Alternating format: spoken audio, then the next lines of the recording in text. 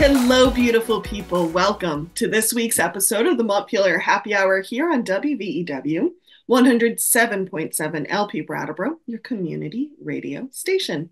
I'm your host and producer of the show, Olga Peters, and this is where we talk about how everything in Montpelier shakes out for the rest of us. I want to welcome regular contributor, Representative Emily Kornheiser from her newly painted office at her house. Hello, Emily. Hello, Olga. Nice to see you. Good to see you too. And I like your hair, and your top is very well coordinated with the furniture in the background. Oh, well, thank you. Thank you. See, things are coming together. Whenever I change my shirt, I change my furniture just to match. Okay, I want to see you in a multicolored tie-dye next time and see what happens with your furniture. You will never see that, Olga. Never. I also want to welcome to the show Doug Hoffer, who is the State Auditor, and we are here to talk about hazard mitigation and an audit his office recently did. Doug, I know we've had you on the show before. Very glad to have you back, but I still think a lot of folks don't really know what your office does. So we like it that way. You're in stealth mode. Yeah. I'm happy to give you the overview. I suspect it's not what most people think. They assume we do financial auditing, which of course is a very important element of our mission, but we farm that out to a contractor to do the annual audit of the state's financial statements, which is a big deal, just a little boring for my taste. The other major undertaking annually is the so-called federal single audit, which is a compliance audit of all the federal money and the programs that it supports. Which leaves us free to do the one thing that is of most interest to me, and I think of most value to the state, which is performance auditing. We look at programs and agencies to ensure, or try to find out, I should say, the extent to which they are achieving the goals intended by the legislature, which funds them and created those programs. Some are federal, but most are state. And that really is the bottom line. What are we getting for the money? Is state government efficient and effective, and so forth? So that's what we do. Thank you, Doug. Well, we upset people sometimes.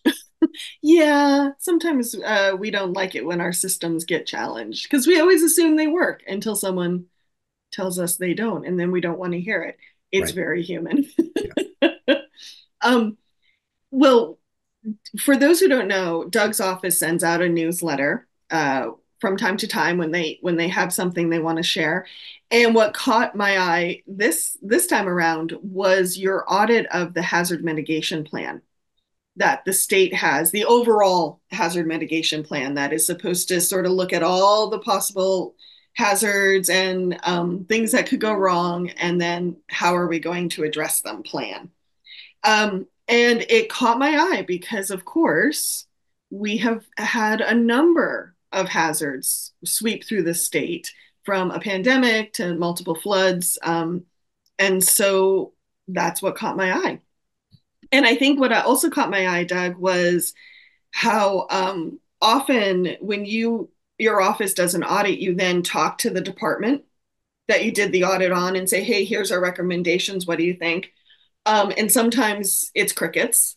But I was impressed that Vermont Emergency Management said, yeah, we agree with what you're saying. At least that's what your newsletter said. So I found that heartening. Well, that's not exactly the case, but it's close. Okay. Was I putting a rosier shine on it than perhaps there was? No, actually, it wasn't the Vermont Emergency Management Office, which is situated, for the record, within the Department of Public Safety. Their position is that when we reported that many of the projects identified in the 2018 plan, we'll get into this, but it's every 5 years, only a third of them were actually completed. They said, well, the plan is only aspirational.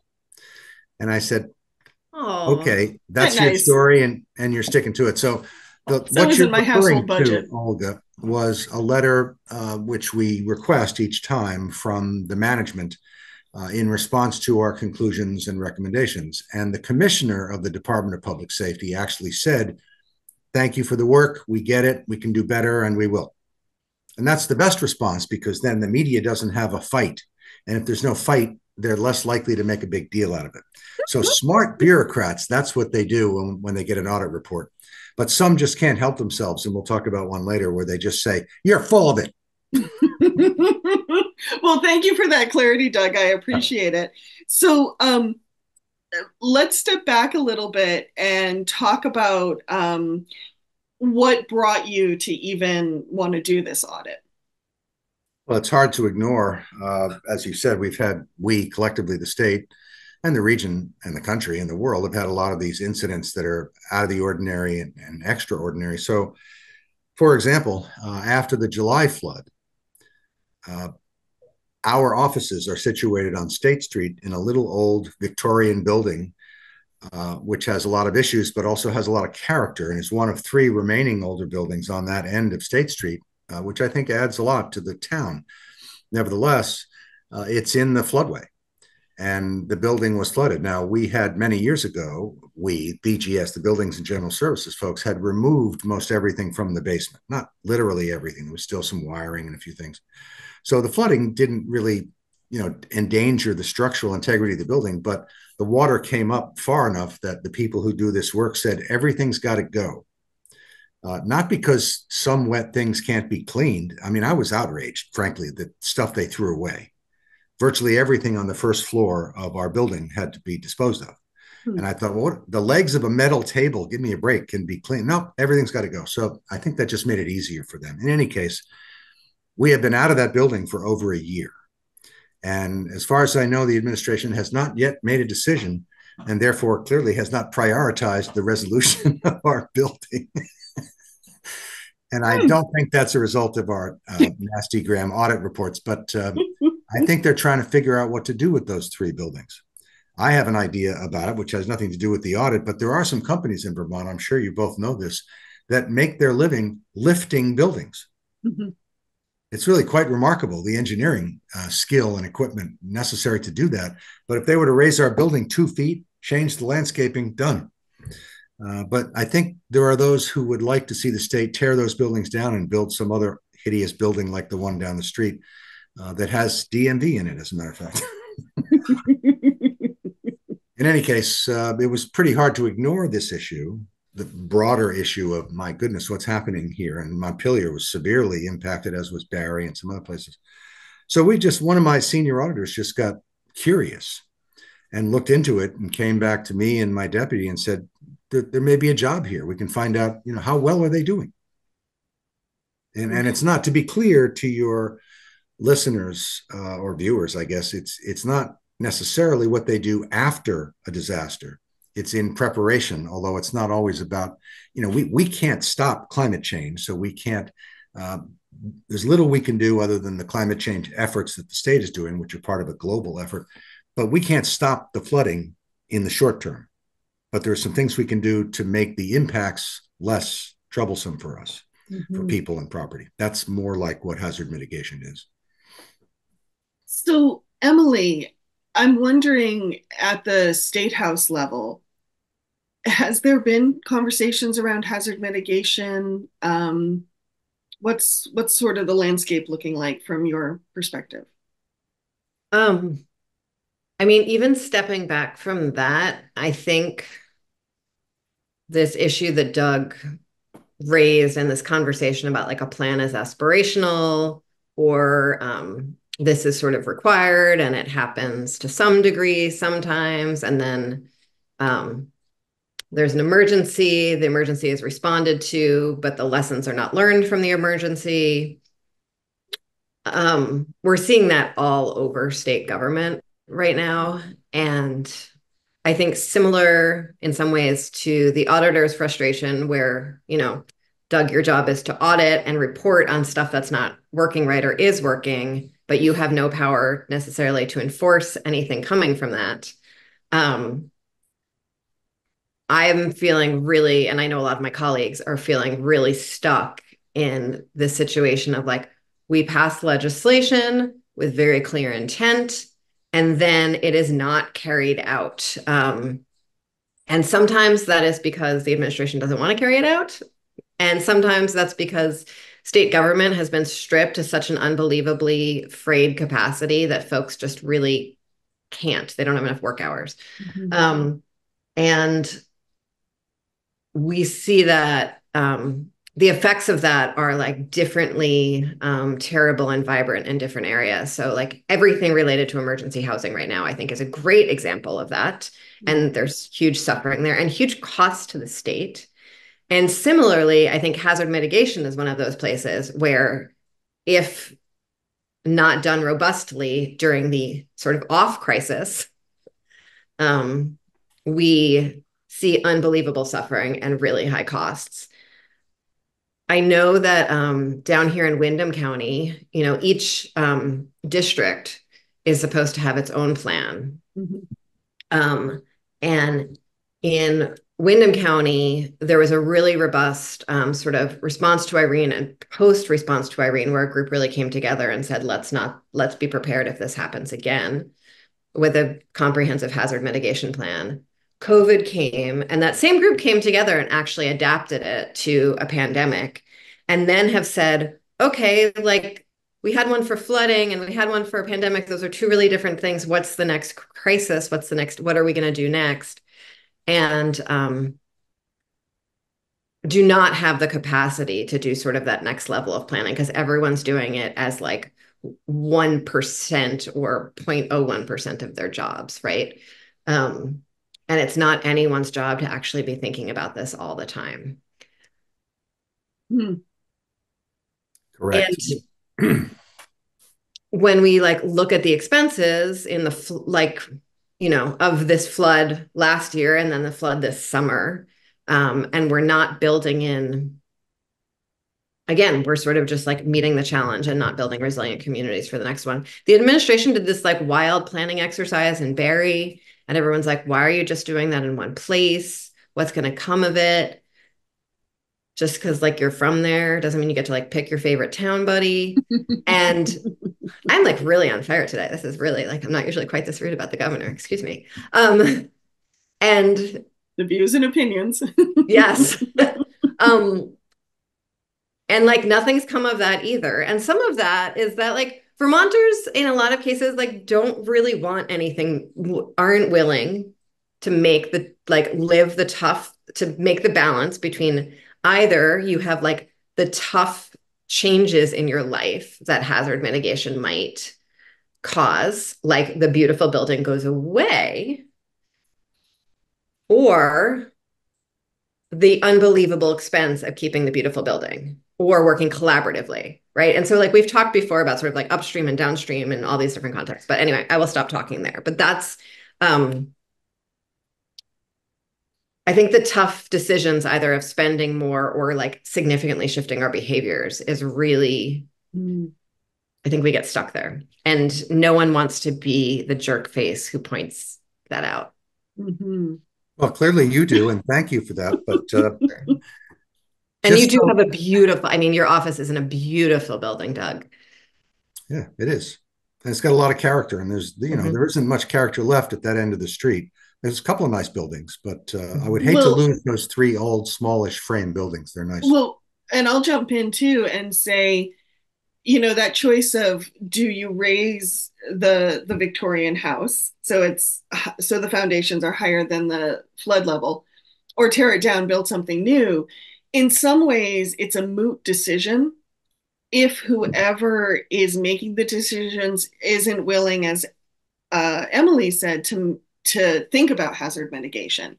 Because if you tear down the Victorian, put another thing in its place, but still put all the electrics in the basement and the heating system in the basement and keep it at flood level, guess what? You're still going to have the same problem. It's just on a different building. Well, Emily will appreciate this. I think yesterday I spent a couple of hours in a meeting of the Capital Debt Affordability Advisory Committee, and oddly, my computer wasn't working properly, so they couldn't see me. So I just had a picture of falling water up there. But they did discuss in the context of, well, what are our needs? What are our capital needs? Which they do in part because me and a couple of other people yell at them about it. You can't just pick a number. It's got to reflect something. So we did discuss the 10-year capital plan and the last biennial plan, and it didn't include anything for my building, gosh darn it. But they did acknowledge that they're going to address as best they can this question that you raised, Olga, about relocating wiring and that sort of thing in the buildings that are not going to be destroyed. So they're just not moving as quickly off the mark. And to something that Emily said, I think your characterization of it was spot on. People have to make changes in our lifestyles and the way we do business, but it's also clearly about money. And the reason that this plan that we audited and the extent to which the actions included were completed or not is important is not because this or a previous administration said, let's have a plan. It's because FEMA requires us to have a plan. You can't get money from FEMA in response to natural disasters if you don't have an approved plan. It's done every 5 years. So when we started the job, we actually heard from some people in the administration, don't upset FEMA. I've heard that before too. Yeah, sorry, that's not my job to worry about FEMA. The point is, we came to learn that FEMA itself doesn't really devote the resources necessary to determine whether states actually implement the projects in their plans, which is really too bad. Although they did learn about our audit report and asked for a copy, so who knows what might come of this. But as to the money, back to the money, it's a problem because all governors, understandably, and mayors love to have somebody else pay for things. In this case, the federal government, and we do it when there's disasters all over the country, and that's fine. But for example, one clearly successful and appropriate response to flooding is to identify buildings that are in the floodway and have been damaged more than once or twice, likely to be damaged again, and it's just not sustainable. Buy them, destroy them, remove them. Well, we did a little bit of that until the federal money ran out, and now we don't have a designated source for additional funds to keep doing what is clearly one of the most effective things that we can do for flooding, just that one type of disaster. So it's really the state. I mean, in my view, this governor is reluctant to raise money. And he said that from the day he was elected. Yeah, I don't think that's in your view. I think that's just straight. Yeah, I think many a newspaper article probably has a quote from him on that. Yeah. So, but there are actual implications to that policy. I mean, and this won't surprise you, but we do audits of various agencies, departments, programs, and it's not uncommon to hear people say, we're trying to do better, but we don't have enough resources. So we then say, did you ask for more? And on many occasions, they say, no, they discourage that. So it's a problem. And of course, people don't want their taxes raised. So there's a lot of moving parts, and it's all a challenge.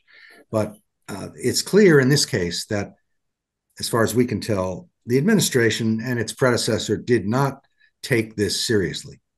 They had the plan done, sufficient to satisfy FEMA, which is a start, and they engaged with subject area experts who were smart and made good recommendations about projects that could make a difference.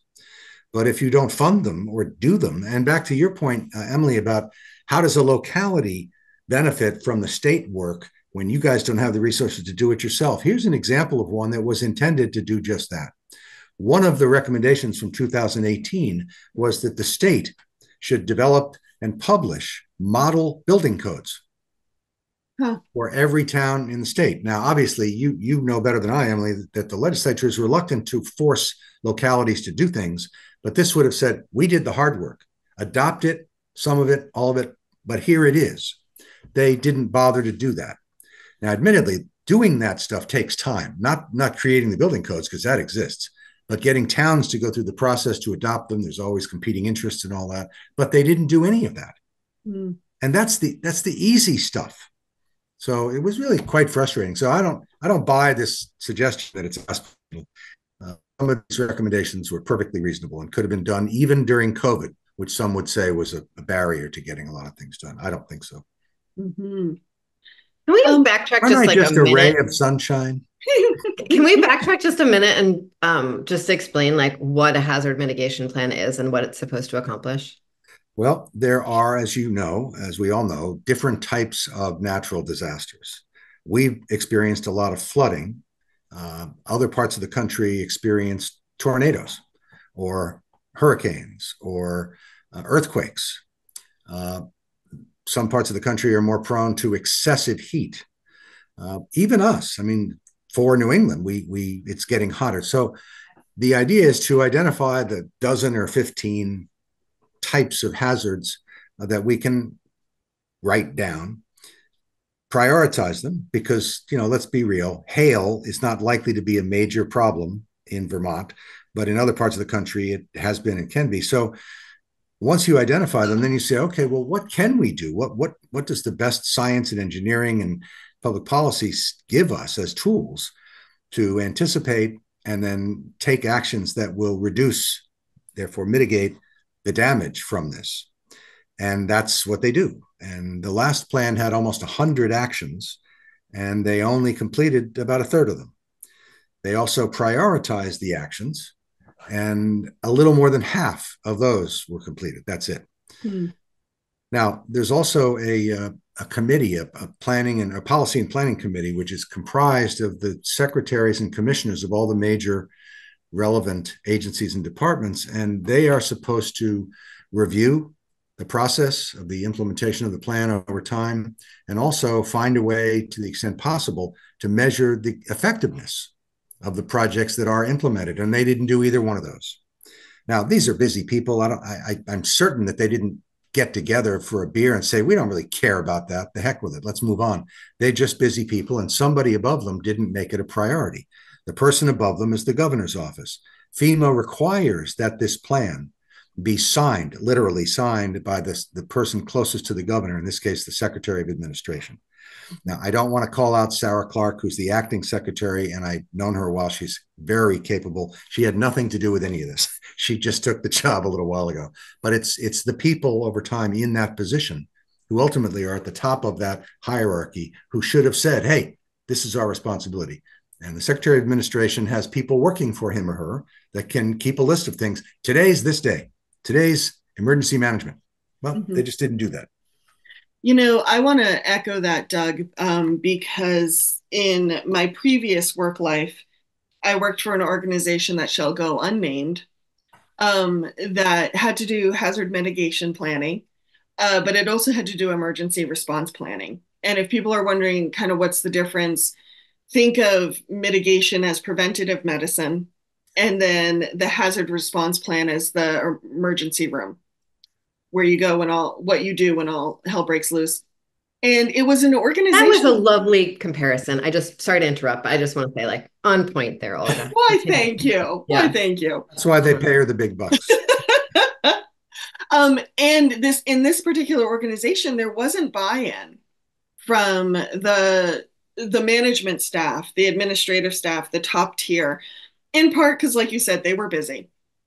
But I was working with the safety person, and this person would hold drills as they were required to do, because of the type of organization. And it also happened to be within the Vermont Yankee was still open, the nuclear plant. And so it was in the zone. So it also had to do planning around that. And the safety person would hold drills and trainings, and no one from the administration would show up. Like, they just would not show up. They wouldn't even send a surrogate. And the problem is once we did have a problem once that needed to be responded to, and they didn't know what to do. Luckily, other staff were able to step in, but it would make my head explode. And the problem is then people don't get their needs met, or people aren't safe during an emergency. And furthermore, then they lose faith in government. Very good point. Yep. Perfect point. So I just want to echo that from kind of a real life experience of how it will bite you in the bum. Mm-hmm. Yeah. Well, it's unfortunate, but back to the earlier comment, I was pleased that the administration, the commissioner, acknowledged the problem and promised to do better, and I hope they do. And as I've said before to you, Emily knows this, usually a year or so out from the issuance of the audit report, we go back for recommendation follow-up to find out what, if anything, they've done in response to our recommendations. So we will be but reporting on this later. I look forward to hearing what they say, and what has or has not happened. Because, disasters will happen. Funny about that. Yeah. It's what you do after them and what you learn is kind of the important part. Um, Emily, we have a few minutes before the end of this first half. What are you sitting with right now? I mean, honestly, like a little while ago, Doug apologized for being a bummer. I'm just honestly, this week I'm feeling really overwhelmed by how frayed all of our systems are. And this is just another one of them that's essential, along Mm-hmm. with our hospital system and our school system. And Yeah. yeah, it seems like it's a tiny state and it should be possible for us to plan and prevent disasters, especially, something like a flood that we know is coming over and over again. Mm-hmm. Even the And ones that are slow moving, like the incredible never ending increase in medical costs. yeah, and I feel like let's talk about that let's talk about medical costs Yeah. after the break. I the I'm really struck by the struggles and sort of where the locus of decision making is in a lot of these things. Yeah. The state, if it was doing its job well, which I don't think it is in this case, um, could create models, could create plans, can't really mandate, could mandate. Municipalities have no capacity to do any of this. And yet it's left to them. Also, like hazards generally don't stick to town boundaries. And so why Or are we doing that at the calendars. town level? So yeah, before we go to a break, I just say, I think we can do better, Vermont. Mm-hmm. I think what I'm sitting with, yeah, we have such a proactive state. Like we often tell the story of Vermonters that after a disaster, how they just kind of muck in and get things done. But eventually that will become exhausted too. So at the bare minimum, we want to support our people who are doing the work. The other thing I think I'm hearing in this conversation, Emily, you use the term how frayed our systems are.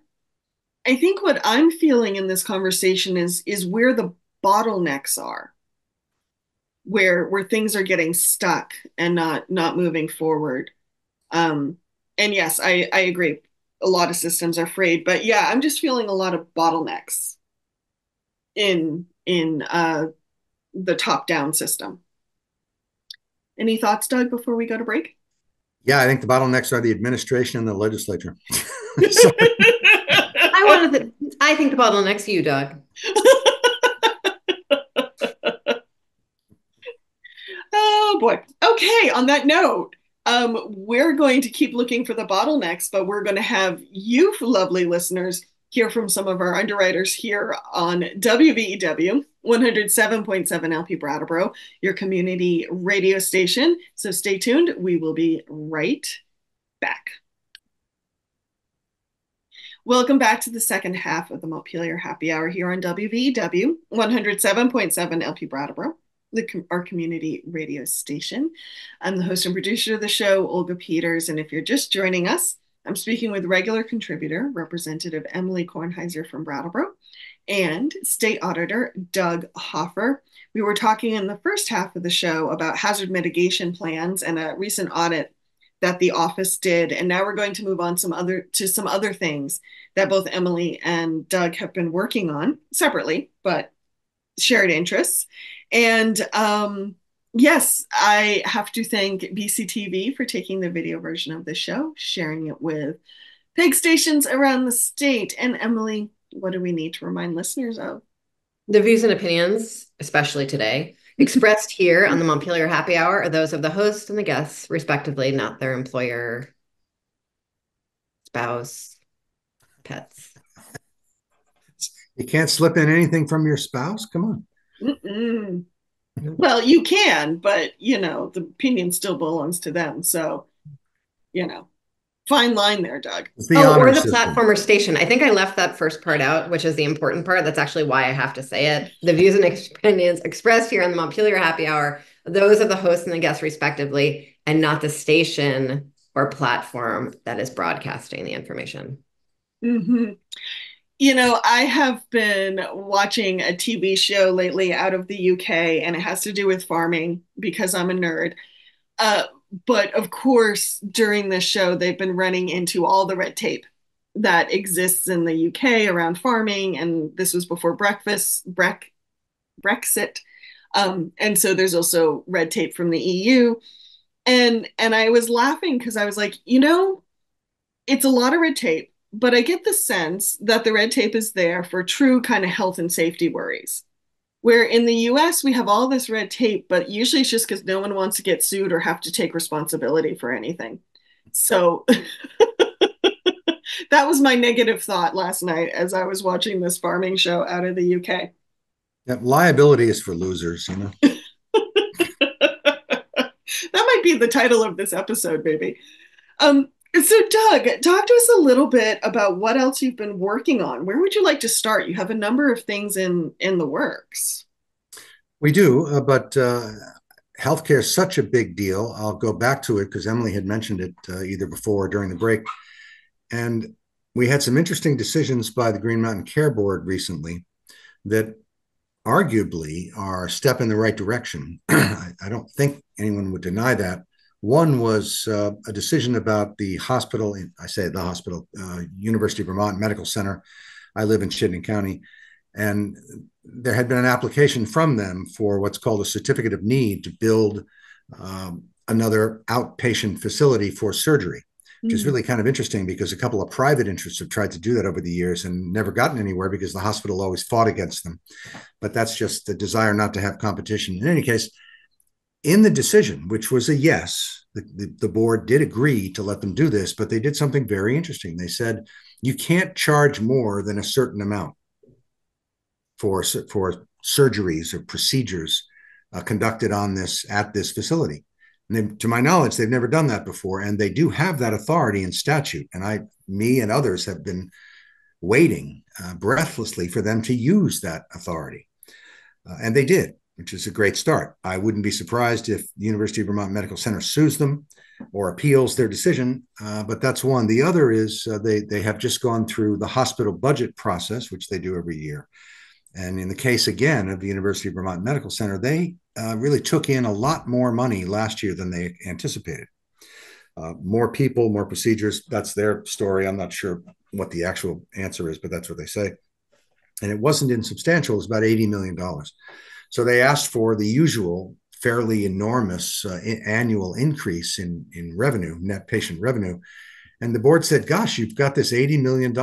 Why shouldn't we include that in our calculus, thinking about how much we should give you as an increase? That seems They said, oh, reasonable. no, pshaw, you can't do that. In the end, that's exactly what the board did and told them, you ready? To reduce their net patient revenue because they have access to and are sitting on this $80 million. So that was, again, I wouldn't be surprised if the hospital challenges that as well. But they also did something great for all of the other hospitals whose budgets are reviewed and approved. The board has for many years had a target.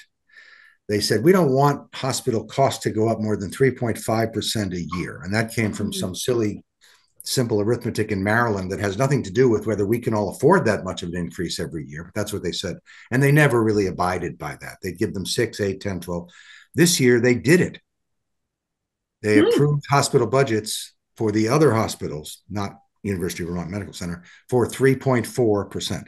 Now, you could argue we still can't afford that because the foundation on which the 3.4 is built is so much bigger than it would have been had they stuck to 3.5 for the last 10 years. In any case, they did it, which is, to my knowledge, the first time they've ever really done that across the board. So I'm encouraged by this, and I don't know where it's going to go. I'm sure Emily has some thoughts on this, but I think it's a step in the right direction. Interesting. What are your thoughts, Emily? Um, I think it's a similar situation about how we're often not willing to make the tough choices to get what we want. Hmm. Um, So we can't decide if we want like a fully regulated healthcare system or a non-regulated healthcare system. And so we wind up in this half-regulated healthcare system that creates a lot of red tape that works sometimes and doesn't work other times. We have this recent report from about hospital systems to lower healthcare costs. And that will mean like really significantly changing how people experience healthcare in the state of Vermont. And like, are we willing to do that in order to get quality care, right? Quality, affordable care. But it's change, and we hate change so much in this state. Yeah,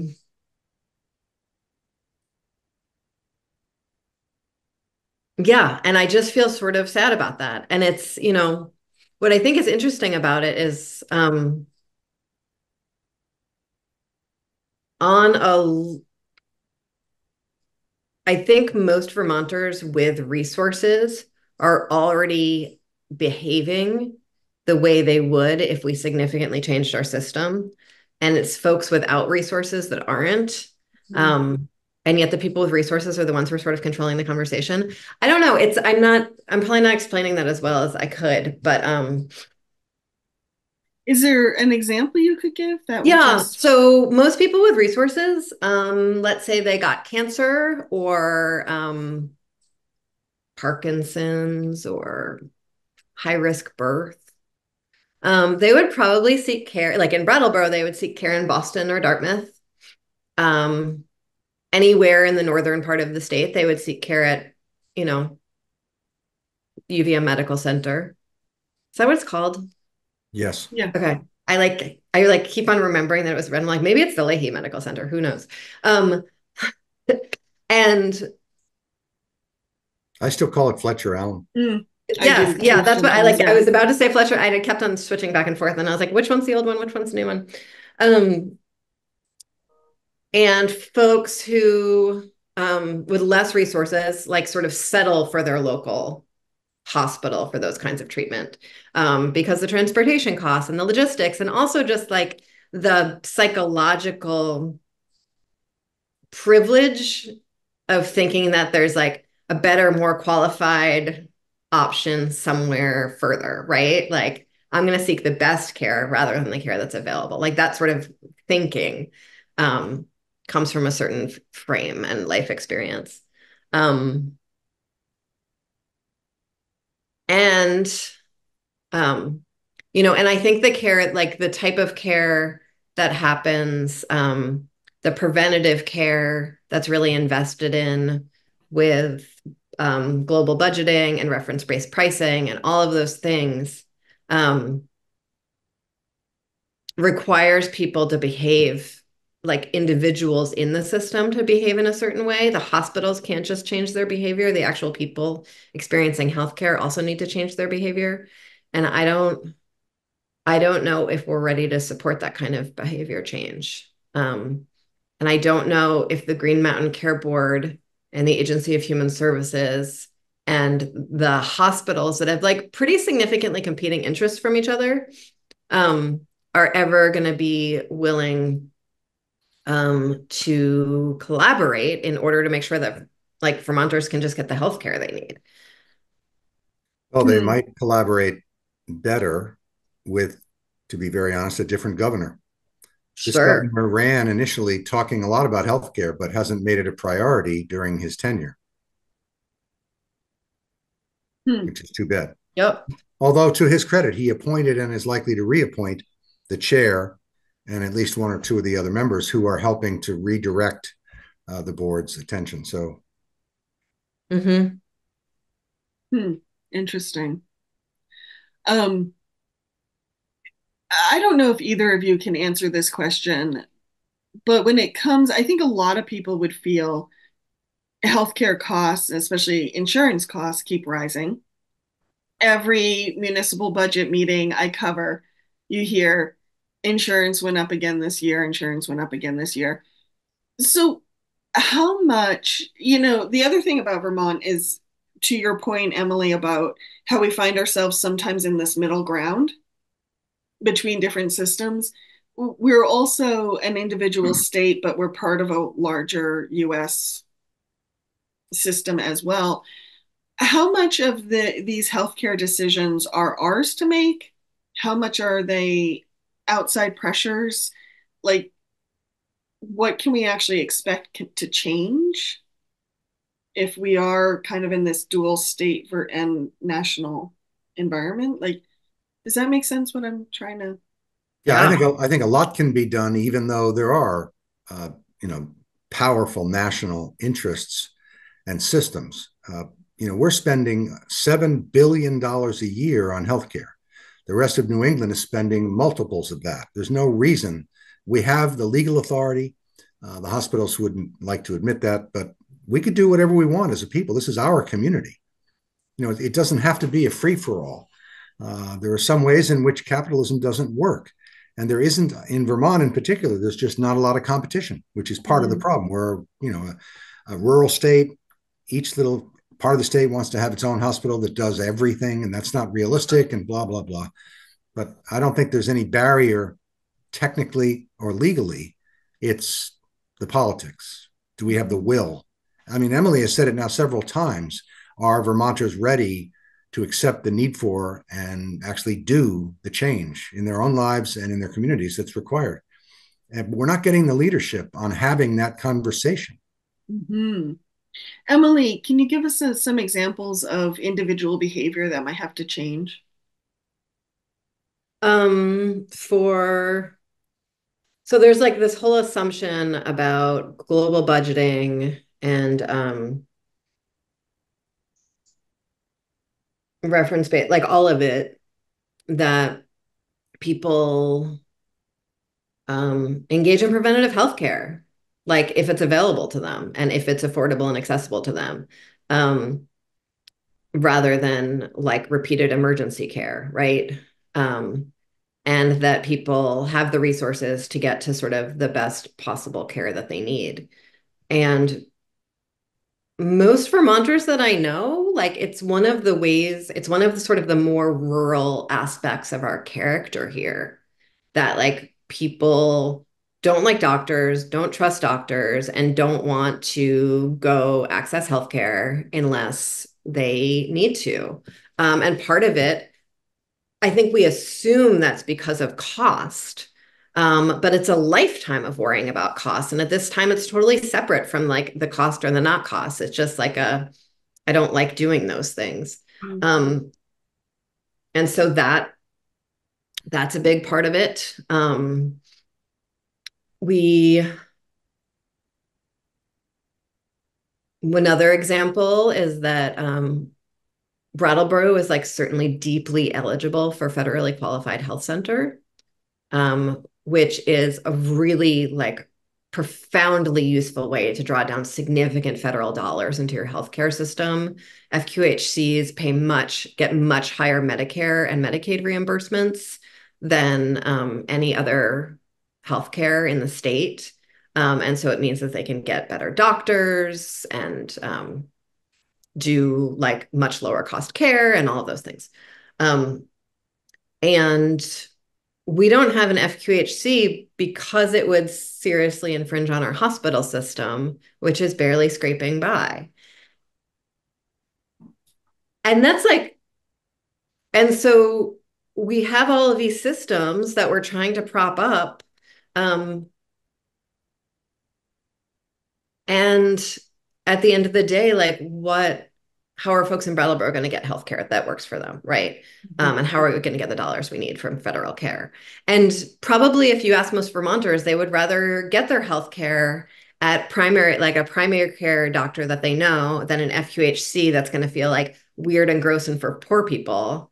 But if anyone had ever gone to the FQHC in Burlington, it's like a lovely and luxurious and community. It has like a Planned Parenthood vibe, which like for me is like the best vibe that a healthcare facility Mm-hmm. can have. Sorry for any listeners who have not been to a Planned Parenthood because it's kind of hard to describe the vibe. Um, so yeah, that's the kind of trade-offs that I'm talking about. I also just like want to name this is like one area of state policy that I know like less about than most other areas. And so like on some level, I am um I have a lot to learn before I think I can like really dig deep on this. Mm-hmm. But thank you for those Mm-hmm. examples. Make it a little more tangible. I appreciate it. Um, I'm going to shift gears if you both don't mind, only in the deference to time. But Doug, you had mentioned during the break an audit that is in the works. I think you've heard back from the commissioner of Yes. the Department of Economic Development. Yes. yeah. I didn't know what CIP was, so Nobody does. Emily does, but very few people do. What happened is, as part of the response to the pandemic, there was a massive amount of money that came into Vermont, much more per capita than all but one or two states in the whole country. And we did an audit of a major program from the very beginning. The program actually started in early 2020, called the Economic Recovery Grant Program, hundreds of millions of dollars. And there were a lot of problems with the design and implementation of that program. So about a year later, the administration decided in its wisdom that they'd done all of that, which was intended in the context of the pandemic to help businesses return to something like normalcy. Did you lose money? That was basically the question. When in fact, for a variety of reasons, many businesses, not all, many didn't lose nearly as much as they might have otherwise, because when you don't have to worry about your employees, which was the federal program that helped pay people who weren't working because the governor, like other governors, shut down various aspects of the economy, people were being paid. So if you cut off your labor costs and say you're a restaurant, you don't have to buy food if you're not serving anyone. So anyway, the bottom line is net operating income, not losses compared to last year. As it turned out, a lot of businesses ended the year doing better because of the programs from the state than they did the year before, which made me crazy. Because that money could have been used to serve people who had no way to get money other than work. Anyway, so subsequently, the state said, we think there's a need to help some small number of businesses with capital projects. For example, if you're a widget maker and you know that your competitor, Emily, just bought some new machinery and equipment that's going to make her widget factory much more productive, efficient, and profitable than yours, you have no choice but to either buy that same kind of equipment or give it up. So capital spending in the private sector is just part of the game. It's not something unusual. If you want to succeed, you have to do it if you can. But they decided that there was an unmet need, so they created a program called the Capital Investment Program. And unlike Veggie, which is about creating jobs in theory, this program really didn't require job creation. This is something the agency had been thinking about for some time. We want to have a program like Veggie that doesn't require job creation. So that's what they did. But to the credit of a now retired state senator, Michael Sorotkin, the program included a requirement for an analysis by the economists as to what the return on that investment would be for each of the applicants. It's called the net fiscal impact, and they did it. And the agency hated it because a lot of people would come in and say, well, our overall cost is $5 million. We think between a bank loan and some of our own money, equity, and maybe we've got a new partner, whatever, we can cover most of that, but we're just short 500,000. Can you help us? Because it's free money. And the state said yes. But then they would give the application and all the financial stuff to the economists, who would come back and say, sorry, that project is only worth $85,000. That's the likely return to the state on that. And you can justify giving them that much. So needless to say, the agency didn't like that. So the next year, they effectively forced the legislature to give them another $40 million because the CIP was funded with $10 million. But they wanted to expand it. So they got another $40 million, and they got the legislature to agree to get rid of the net fiscal impact requirement. That left the agency free to make very subjective decisions about how much money companies needed to do these projects. And one of the things our audit found is that they gave money to some parties, for-profit and not-for-profit, that had plenty of money on their own. Mm. What the agency said is, we asked them to give us out their financial stack, as they call it. How much is your own money? How much is from a bank loan, so forth? And what are you missing? Well, I don't know. How do you know? They made every effort to find all the money necessary to do this project. And furthermore, some of them submitted their financials, which the state required. And in two instances, we found that they were nonprofits, as a matter of fact, had very substantial capital in the bank and could easily have paid for that gap in the project on their own. But the agency decided, no, they told us they need it, so we're giving it to them. I mean, this is like a Bill Clinton moment. How do you define need? So that was an unfortunate way that they implemented and administered the program. Another, which is just came up because it occurred to me, some of the projects in the CRRP, the Community Recovery and Rehabilitation, whatever it's called, program, included some affordable housing. Many of the projects, the developers, had some funding from either the Housing Finance Agency or the Housing Conservation Board. And whenever you get money from those guys, there is an affordability obligation at varying levels and for various periods of time. Very important. But there were a number of developers who came in with generally smaller projects who didn't have that kind of money and were not obligated, therefore, by any other funders to focus on affordability. So I had the audit team ask the question of the agency, what requirements in the grant agreements do you have, you, the state, to ensure that these units are affordable? Excuse me. And they said, well, they are required to be affordable until December 31st, 2026. Because that's the end of the reporting date for the feds. After that, market rate. And I don't know, frankly, my head exploded. It's like, what are you talking about? You're giving people free money.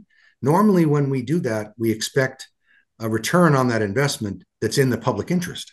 Mm-hmm. Now, some would say, and some have said, all new housing is good. Well, that might be, but why would we subsidize market rate housing, which by definition makes a profit, unless you're a fool?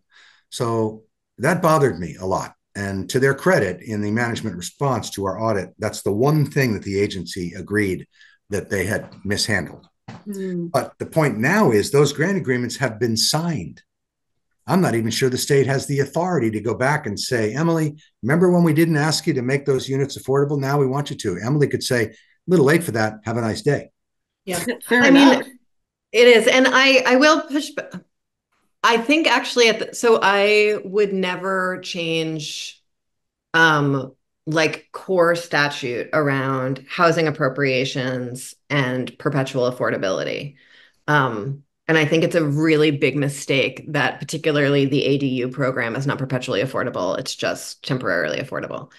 However, I actually given the scale of our housing crisis, as long as they're not vacation homes, I really feel like absolutely any new units put on the market are making a difference, even if they're market rate. I really do. It is, at least down here. It's tough. It's so tough. And so I that's if I have to prioritize where money goes, absolutely.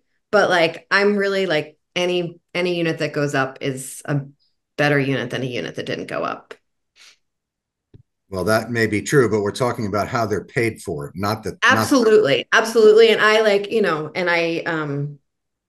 and I think that any state dollars should be committed to fully accountable systems. I'm just saying in the grand scheme of things, I'm glad that things were imperfect and housing was built rather than things were imperfect and, a